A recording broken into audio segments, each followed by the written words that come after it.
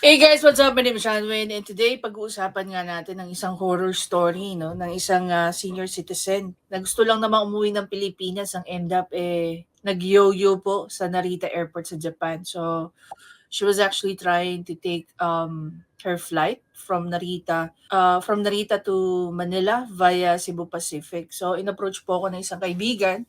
And naikwento nga po niya yung tungkol sa experience ng isang Arizatan. So, meron po siyang post dito and pinakita niya rin po rito yung shinare po niya yung conversation nila nung siguro isa to sa mga customer service ng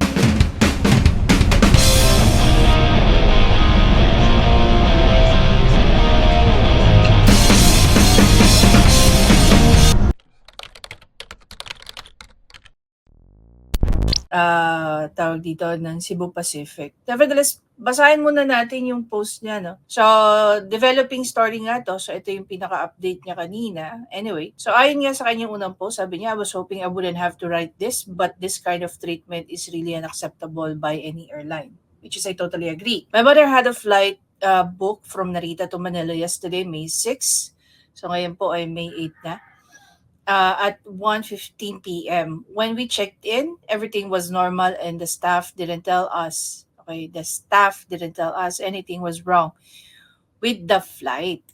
At around 12:30, she scheduled boarding time. The scheduled boarding time, I got in touch with my mom to ask her if she had already boarded, and she informed me she was still at the gate.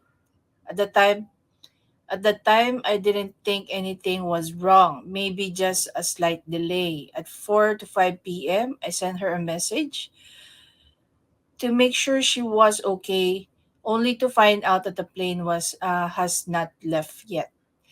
I found this concerning since she was supposed to arrive at around 5 p.m. Manila time. At around 7 to 8 p.m., she informed me the staff and at Narita handed them a 1,000 yen coupon for food. She told me she had eaten, so that was good at least. At 9:30 p.m., still no news. News came from Cebu Pacific staff at Narita. At this point, I was very worried as she had passed through immigration and could not get out. Her bags also had already been checked in. She told me she will just wait for further news from the staff. So it seems guys na mag-isa lang no ang mami ni Miss Arizatan doon, which is talaga namang nakakatakot. Anyway, moving forward, by 9:30 p.m. still no news from Cebu Pacific. At around 11:30, the passengers were informed that the staff prepared a hotel for them as the flight was delayed to the next day at 7 p.m. Apparently, they weren't able to fly due to the strong winds yesterday, and they were waiting for a plane from Haneda to come that didn't came. The explanation was very convoluted. At 4 a.m., my mom finally got to her hotel since she had to claim her bags and go through immigration and wait for the bus to bring them to the hospital. We picked her up at 10 a.m. As the hotel checkout was 10 a.m. Although the hotel was provided for every hour a passenger extended past 10 a.m., 1,000 yen would be charged out of pocket. At 3:30 p.m., we brought her to the airport to check in for the scheduled flight at 7 p.m. The line was long as there was only one counter open for the displaced passengers. At 7:30 p.m., at 6:30, 30 minutes before the alleged flight time, my mom was still going through immigration. At 7:10, my mom arrived at the gate, but as expected, boarding has not even started yet.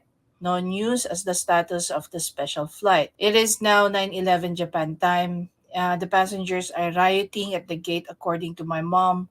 Police and media are en route to the airport. This is still an ongoing story and I will post update for as long as it's still not resolved. Nakakahiya kayo, Cebu Pacific. Ayon kay Miss Ariza Tan, please address this immediately as it is really, really unacceptable even if you pay for hotel and meals. More than 24 hours delay without news. I'm also attaching screenshots of the incompetent customer service response. FYI, their customer service hotline in Japan isn't open 24/7. It's only from Monday to Friday and from 8 a.m. to 6 p.m. only. So here you go. Actually, sinabi naman ni Miss Ariza that she's going to post this. Diba? Everybody was in line asking for people. Okay, medyo meron lang hindi clear sa akin dito. I'm not sure kung nasaan si Miss Arita nung sinusulat niya to. Nasa Japan ba siya or nasa Philippines ba siya? Kasi sabi niya rito that they were expecting her mom was already in the Philippines at around 5 p.m. And I found this concerning since she was supposed to arrive at around 5 p.m. Manila time. Okay? Tapos sabi niya rito at 4 a.m., we picked her up at 10 a.m. as the hotel checkout was 10. So, nung sinusulat niya to, nung tinatype niya to, I think nasa Japan siya.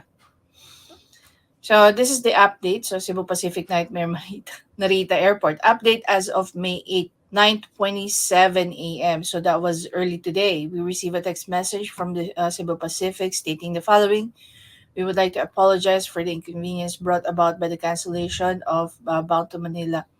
For Manila from Narita, the cancellation was due to additional aircraft servicing activities. As part of our next step, you can expect the following.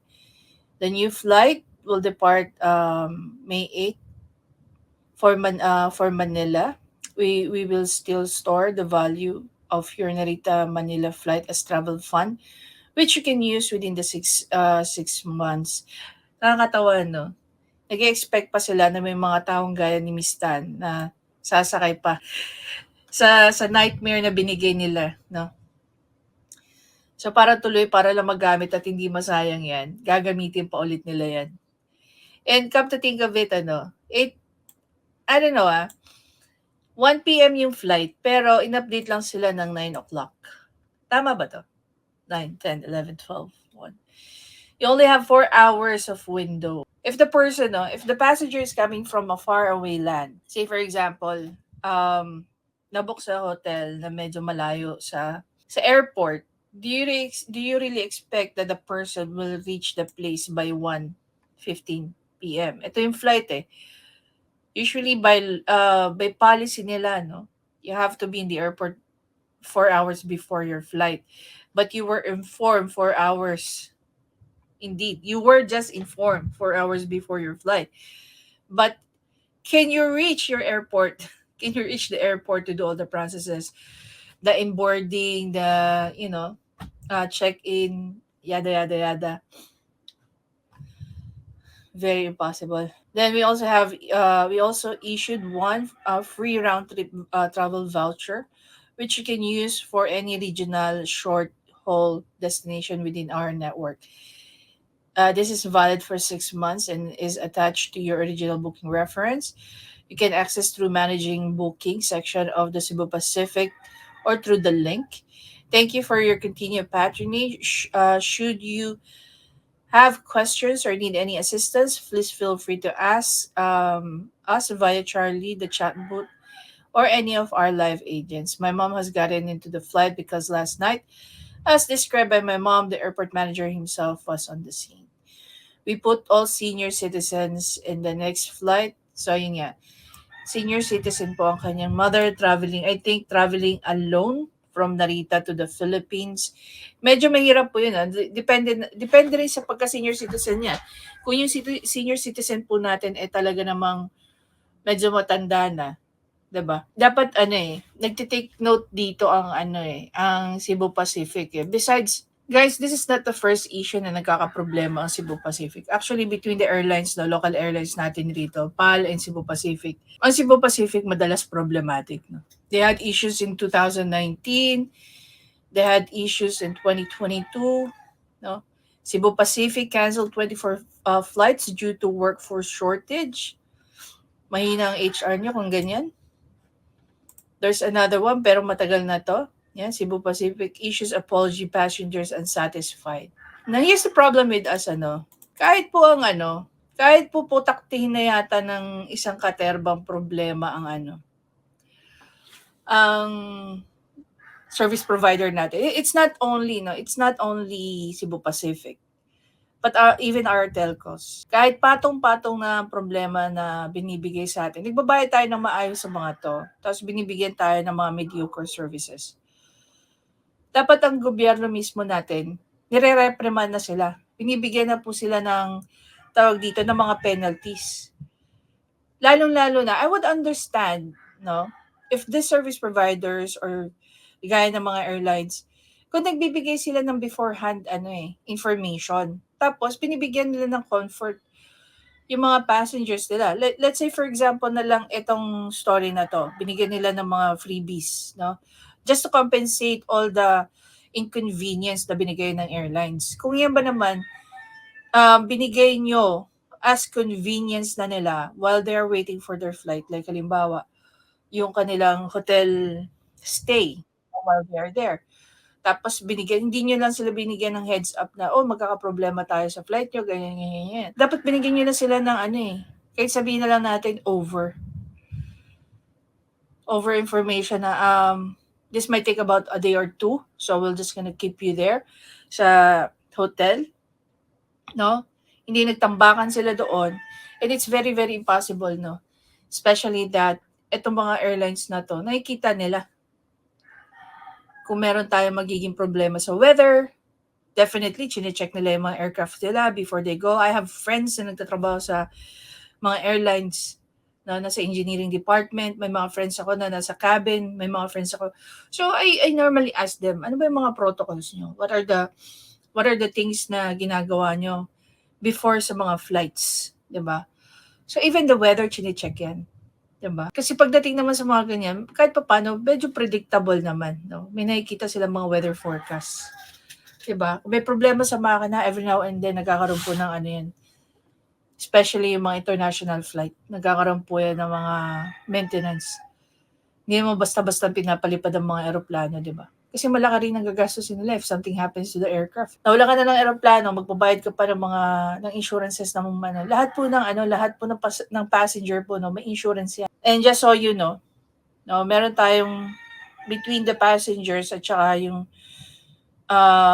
company, meron din obligasyon po ang company sa safety, definitely, ng kanilang mga passenger. Kahit anong transportation po yan, hindi lang po yan aircraft, pati sa jeep, sa taxi, sa bus, lahat po yan may pananagutan pag something went wrong, just sa mga aircrafts na yan, sa mga sa mga vehicles na yan, modes of transportation, kumbaga. Anyway guys, I hope okay na to. And Cebu Pacific, I don't know kung sa akin to, this will not actually compensate me itong kung ano-anong mga pa-freebie ninyo. It could have been easier for you if you were able to advise your passengers. Binigyan nyo sila ng komportableng pagsistayan while they were there. And pinaka-importante, yung binigyan nyo sila ng maayos na expectation. Hindi lang mga pa-freebies. Definitely, itong mga taong to, madadala na sa inyo. Plus the story, kaya ako, I don't travel with Cebu Pacific International. They are my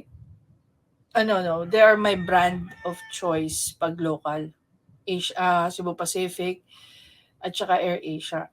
Although nung nagkaroon kami ng problema sa AirAsia, that will be the last time I'll gonna... Madali ako madala guys Madali ako madala. Kasi naniniwala ako na yung minsan mo lang gawin sa akin, may possibility na mauulit mo yan.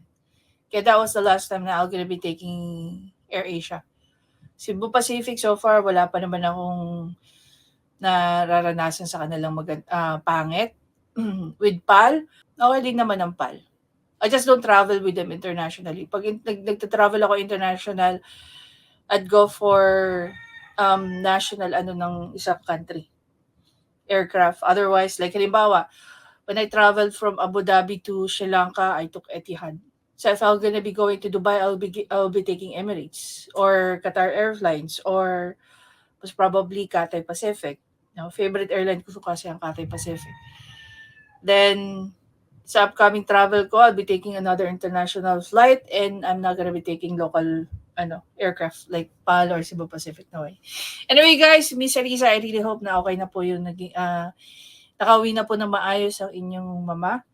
And hopefully, no, hindi na maulit to Cebu Pacific. Medyo kailangan nyo sigurong i-review yung inyong mga nagiging issue at paano nyo po mariresolve yan, paano nyo maiiwasan na mangyari pa yan ulit para hindi po nadadala ang inyong mga pasahero. Anyway guys, again, thank you so much for watching. I hope to see you in the next vlog. Please don't forget to subscribe, like, and comment on this video. You have a great Monday, guys. Bye!